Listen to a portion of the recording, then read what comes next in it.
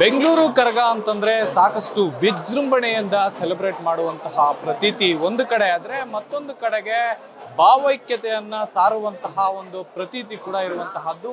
ಏನು ಒಂದು ದರ್ಗಾಗೆ ಕರಗ ಒಂದು ವಿಸಿಟ್ ಮಾಡುವಂತ ಸಂದರ್ಭದಲ್ಲಿ ಇಲ್ಲಿ ಸಾಕಷ್ಟು ವಿಜೃಂಭಣೆಯಿಂದ ಕರಗವನ್ನ ಇಲ್ಲಿ ಕರೆಸ್ಕೊಂಡು ಅದಕ್ಕೆ ಪೂಜೆ ಪುನಸ್ಕಾರವನ್ನ ಕೂಡ ಮಾಡ್ತಾ ಇರುವಂತಹದ್ದು. ನಾವು ಈಗ ಏನಿದ್ದೇವೆ ಇದೇ ಒಂದು ದರ್ಗಾದಲ್ಲಿ ಆ ಒಂದು ಎಲ್ಲ ರೀತಿಯಾದಂತಹ ಪೂಜೆಗಳನ್ನ ಸ್ವೀಕಾರ ಮಾಡುವಂತಹದ್ದು. ಆ ಒಂದು ಕರಗ ಇಲ್ಲಿ ಬಂದಾಗ 3 ಸುತ್ತು ಹಾಕಿ ಇಲ್ಲಿರುವಂತಹ ಫಕೀರ್ ಸಾಬುಗಳು ಅಥವಾ ಮೌಲ್ವಿ ಸಾಬುಗಳು ಯಾರು ಇರ್ತಾರೆ ಅವರ ಕಡೆಯಿಂದ ಕೂಡ ಪೂಜೆಯನ್ನ ಸ್ವೀಕಾರ ಮಾಡ್ಕೊಂಡು ಹೋಗ್ತಾ ಇರುತ್ತೆ.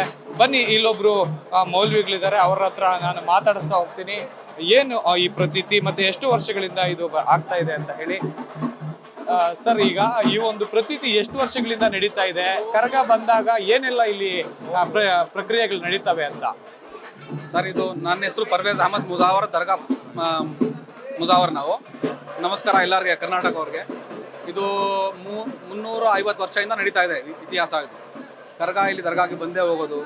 ಏನಕ್ಕಂದರೆ ಅದು ಧರ್ಮರಾಯ ಸ್ವಾಮಿದು, ಆಮೇಲೆ ಮಸಾನ್ ಸ್ವಾಮಿದು ಪ್ರೀತಿ. ಅದು ಅವ್ರು ಮೊದಲು ಎಲ್ಲ ಮಂದೆಗಳು ಸಿಗ್ತಾ ಇದ್ರು, ಎಲ್ಲ ಪ್ರೀತಿ. ಇದು ಅವ್ರು ಹೇಳಿದ್ದಾರೆ ನಾವು ದರ್ಗಾಗೆ ಬಂದೇ ಹೋಗ್ತೀವಿ ಅಂತ, ಅದು ಬಂದು ಹೋಗ್ತಾರೆ. ಏನೆಲ್ಲ ಪ್ರಕ್ರಿಯೆಗಳು ನಡೀತವೆ ಸರ್ ಇಲ್ಲಿ ಕರಗ ಬಂದಾಗ? ಏನೆಲ್ಲ ಆಗತ್ತೆ ಅಂತ? ಇಲ್ಲಿ ಬಂದ್ಮೇಲೆ ನಾವು ಫಾತ್ಯಾ ಮಾಡ್ತೀವಿ. ಫಾತ್ಯಾ ಮಾಡ್ಮೇಲೆ 3 ಸುತ್ತಾಕ್ತಾರೆ ಅವರು.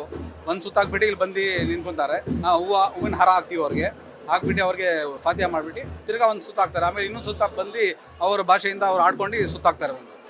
ಆಮೇಲೆ ನಾವು ಎಲ್ಲ ತುಂಬ ಚೆನ್ನಾಗಿ ಅಲ್ಲಿ ಹೆಂಗೆ ಧರ್ಮಸ್ಥಳದಲ್ಲಿ ಸ್ವಾಮಿ ದೇವಸ್ಥಾನ ಅಲ್ಲಿ ಲೈಟಿಂಗ್ ಎಲ್ಲ ಮಾಡಿದ್ದಾರೆ, ನಾವು ಹಂಗೆ ದರ್ಗಾಗೆ ಹಂಗೆ ಆಚರಣೆ ಮಾಡ್ತೀವಿ ಎಲ್ಲ.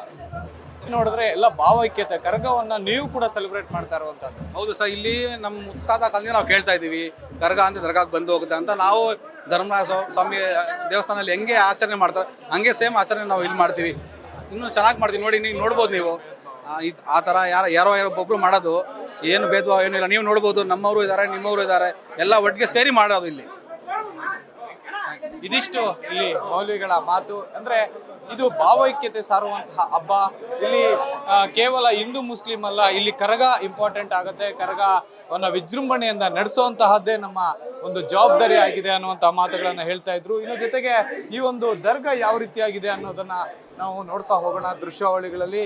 ಈಗ ನಾವು ನೋಡ್ತಾ ಇರ್ಬೋದು ದರ್ಗದ ಒಂದು ಸುತ್ತ ವೀರಕುಮಾರರು ಯಾವ ರೀತಿಯಾಗಿದ್ದಾರೆ ಅನ್ನುವಂತಹದನ್ನ ಕೂಡ ನಾವು ನೋಡ್ತಾ ಹೋಗ್ಬೋದು. ಅಂದ್ರೆ ಈ ಒಂದು ದೃಶ್ಯಾವಳಿಗಳನ್ನ ನೋಡ್ತಾ ಹೋದ್ರೆ ಎಲ್ಲ ಒಂದ್ ಕಡೆ ಭಾವೈಕ್ಯತೆಯನ್ನ ಮೆರೆಯುವಂತಹ ಒಂದು ಸಂದರ್ಭ ಇದು ಕರಗದ ಒಂದು ವಿಶೇಷವಾದಂತಹ ಸಂದರ್ಭದಲ್ಲಿ ಅಂತಂದ್ರೆ ತಪ್ಪಾಗಲ್ಲ.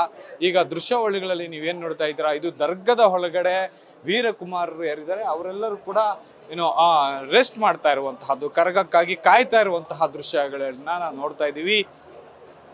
ಯಾವುದೇ ರೀತಿಯಾದಂತಹ ಒಂದು ಚೂರು ಕೂಡ ಅಂದ್ರೆ ಧರ್ಮದ ವಿರೋಧ ಆಗ್ಲಿ ಅಥವಾ ಧರ್ಮ ಹಿಂದೂ ಮುಸ್ಲಿಂ ಅನ್ನುವಂತಹ ಭೇದ ಭಾವ ಆಗ್ಲಿ ಇದು ಯಾವುದು ಕೂಡ ಇಲ್ಲಿ ಕಂಡು ಬರ್ತಾ ಇಲ್ಲ.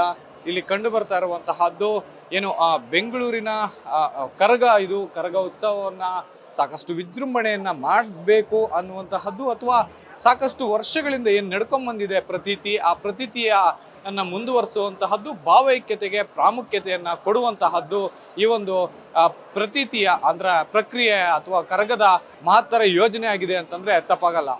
ಕ್ಯಾಮರಾಮ್ಯಾನ್ ಶಿವಾನಂದ್ ಜೊತೆ ಜೀವ್ ಚಂದ್ರಶೇಖರ್, ನ್ಯೂಸ್ ಫಾಸ್ಟ್, ಬೆಂಗಳೂರು.